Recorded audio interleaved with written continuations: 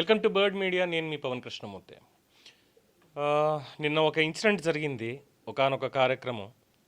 దానికి సంబంధించి సమాజంలో తీవ్రమైనటువంటి చర్చ జరిగింది. దానికి బహిరంగ క్షమాపణ కూడా వచ్చింది. తుంగతుర్తి కాంగ్రెస్ పార్టీ ఎమ్మెల్యే అయినటువంటి మందుల సామేల్ నిన్న చాలా అసహ్యకరంగా కొన్ని మాటలను మాట్లాడడం జరిగింది. అది కూడా వేద మంత్రోచ్చారణను ఉద్దేశించి. ఒకసారి వీడియో చూద్దాం. తస్మాత్ బ్రాహ్మణేభ్యో వేదవిభ్యో దివే దివే నమస్కుర్యాన్న శ్రీలంకేత్తయే శతమానం భవతి శతాయుః పురుషः శతేంద్రియ ఆయుష్యేవేంద్రియే ప్రతిష్ఠతి.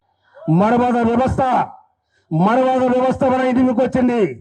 ఇప్పుడు ఆయన బాబురావు ముచ్చట చదివిండు. ఆడు లంచ కొడుకున్నాడు తెలియదు, ఎవరు కొడుకున్నాడు తెలియదు. ఈ వ్యవస్థ ఇట్లా ఉంది.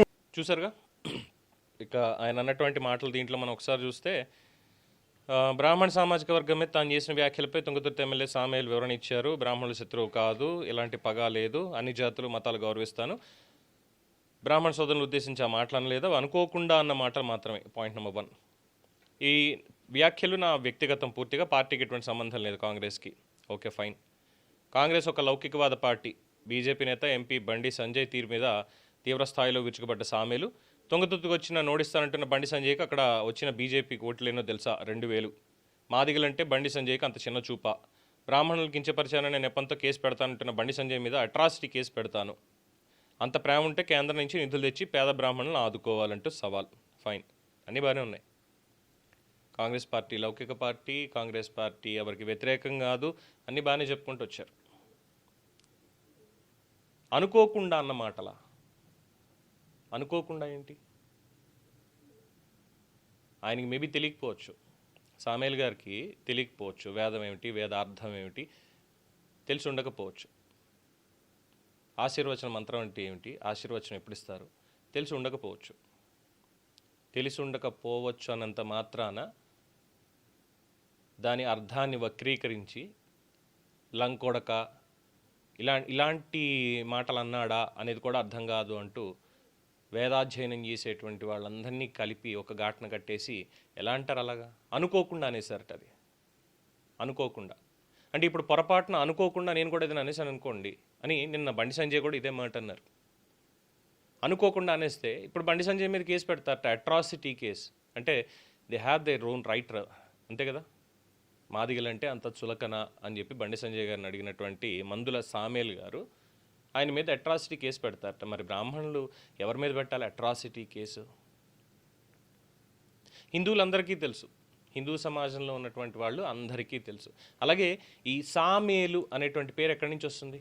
లెట్స్ గూగుల్ చేద్దాం ఒకసారి. ఈ సామేలు అనే పేరు ఎవరికి ఉంటుంది అనేది ఒకసారి గూగుల్ చేసి చూద్దాం.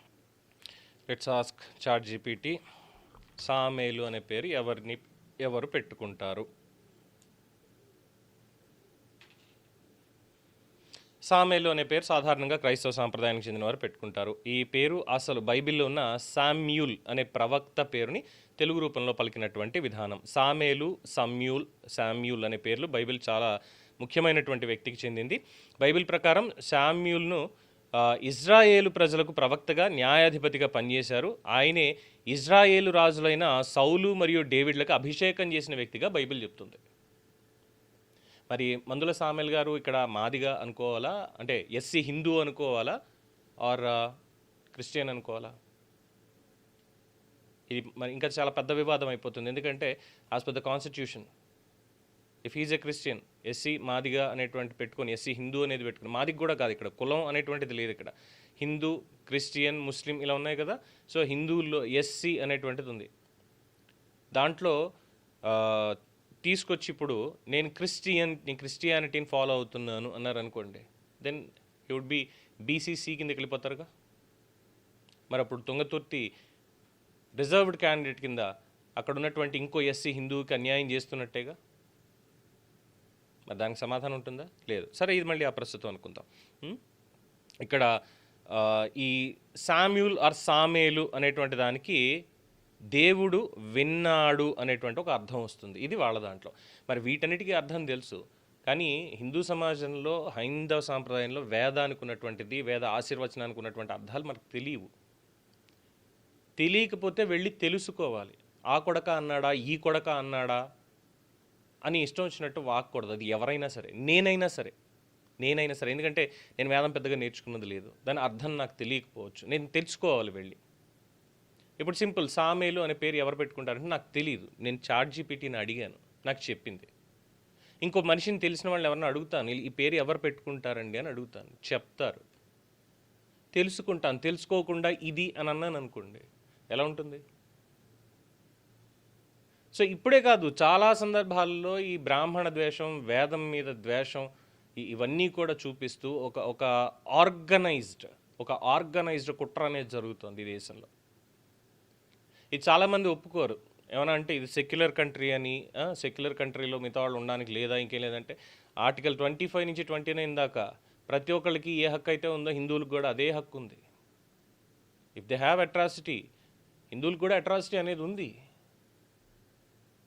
డెఫినెట్గా ఉంది. మరి అదెందుకని పట్టించుకోవట్లేదు?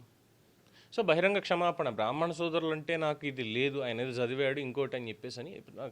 సరే, అక్కడ పార్టీకి సంబంధం లేదంటే ఇలాంటి మాటలు మాట్లాడేటప్పుడు దగ్గర పెట్టుకుని మాట్లాడాలి, నోరు దగ్గర పెట్టుకుని మాట్లాడాలి. లేదంటే సమాజంలో తీవ్రమైనటువంటి వ్యతిరేకత వస్తుంది అనేది ముందు ఆలోచించుకోరా? పార్టీకి సంబంధం లేదు, ఎందుకంటే డ్యామేజ్ కంట్రోల్. అందుకే సుప్రీంకోర్టు కూడా దీనికి సంబంధించి గైడ్లైన్స్ అన్నీ ఇస్తుంది. మొత్తం అన్ని రాష్ట్రాలకి సంబంధించి సర్టిఫికేట్ వెరిఫికేషన్ ఇవన్నీ చేసి ఒక్కసారి ఎవరు ఏది ఫాలో అవుతున్నారు, ఆ ఫాలో అయ్యేదాన్నైనా గౌరవంగా ఫాలో అవ్వండి, బహిరంగపరచండి. మేము ఇది అని చెప్పేసి కాన్స్టిట్యూషన్ ప్రకారం ఉన్నటువంటి రైట్స్ దాన్ని వదిలేసుకుంటే అయిపోయాయి. ఎవ్వరు ఏం మాట్లాడరు. ఇంకా సాటి ఎస్సీ హిందువులకి ఏదైతే అన్యాయం జరుగుతుందో దీనివల్ల, వాళ్ళకి అర్హత ఉన్నా సరే వాళ్ళకి రాకుండా ఎలా జరుగుతుందో వీళ్ళే పెట్టుకొని ఆచరించేది ఒకటి, ఇక్కడికి వచ్చి తీసుకునేది ఒకటి. అవసరం లేదు కదా అది. ఇంకా ఏమని చెప్పాలి, ఏం చేయాలి? ధర్మాగ్రహం వ్యక్తం చేయడం తప్ప, ఆవేదన చెందడం తప్ప ఏం చేయగలుగుతాం? ప్రతి వాళ్ళు దాన్ని తెలియకుండా, తెలుసుకోవాలి అనేటువంటి ఆ ఇది కూడా లేకుండా నోటికొచ్చింది మాట్లాడేయడం. మొన్న అక్కడేమో భగవద్గీత, మానవులందరికీ భగవద్గీత అనేది అక్కడ ఒక వివాదం, ఇక్కడికి వచ్చేసరికేమో ఈ రకమైనటువంటి వివాదం హిందూ సమాజం మీద జరుగుతున్నటువంటిది. ఎవరుండి చేయిస్తున్నారు దీని వెనకాల? డెఫినెట్గా ఒక ఆర్గనైజ్డ్ కుట్ర అయితే డెఫినెట్గా ఉంది. అందులో ఎటువంటి అనుమానం అయితే లేదు, జరుగుతున్నటువంటి ఈ మొత్తం అన్నీ చూస్తూ ఉంటే. సో ప్రభుత్వాలు దీని మీద దృష్టి పెట్టి కాన్స్టిట్యూషన్ పరంగా ఏంటి అనేది డిసైడ్ చేయాల్సినటువంటి సమయం దగ్గరలోనే ఉందనిపిస్తుందని చాలామంది అభిప్రాయపడుతున్నారు. దీని మీద మీ అభిప్రాయం తెలియచేయండి. చూస్తూనే ఉండండి ది బర్డ్ మీడియా.